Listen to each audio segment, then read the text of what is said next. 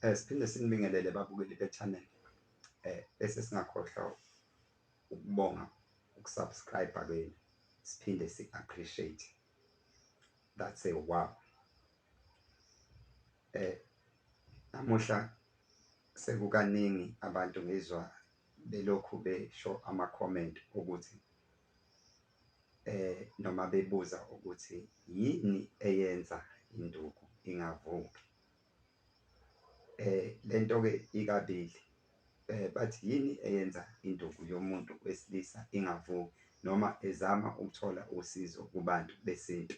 Ababuzanga ngendaba yesilungu. Esizokusho ukuthi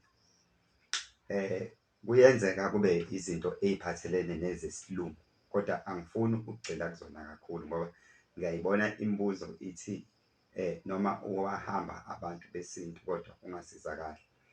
Angizokugxila-ke lokho kwesilungu, kodwa kuyafuneka ngelinye ilanga kunento ekuthiwa asiyipromote noma asiyi-advertise. Kunento ekuthiwa i-Men's Clinic International. Abantu besilisa ikhona lapho abasiza khona uma beney'nkinga zocansi noma erection, ukungavuki kwenduku. I-Men's Clinic International yaziwa nje yonke indawo, kodwa ngifuna-ke unichazela ngalokhu excuse me, ngifuna unichazela kulokho ephuzwini ngoba nina nifuna ukuzwa ngokwesintu.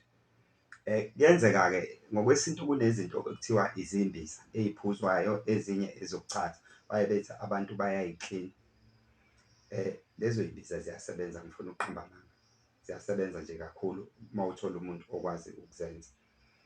Kodwa kunabantu abakhalayo ukuthi ngiyazama, ngiyachatha, ngiyaphuza kodwa angisizakali, kanti kufuneka ngize ngenze njani? Into-ke eyikhozi yokuthi uthi uyisebenzisa noma uyiphuza kodwa wena zingakusizi, usuke unesilwane. Ngoba uthi umuntu ekusiza isilwane, lento azokusiza ngayo sisuke sesiyengamele kuqala, sayigubekezela ukuthi uma uyisebenzisa ingasebenzi.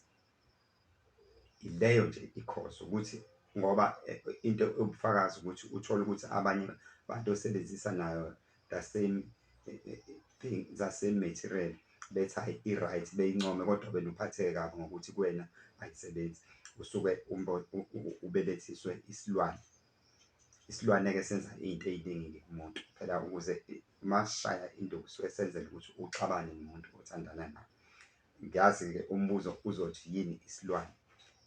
Nginohlelo lokuthi la engizogeqa khona amakula ngendaba yesilwane, ngihlezi ngilindile, ngizochaza ngendlela ongakaze chazeke ngayo futhi ongekho wake wachaza ngayo, okungenzeka ukuthi emhlabeni wonke jikelele kobe kuqala ukuthi kuchazeke kangaka. Futhi ngifuna ukwenza ividiyo ethe ukuba yindana ngoba ngifuna ukugeqa amagula ngendaba yesilwane.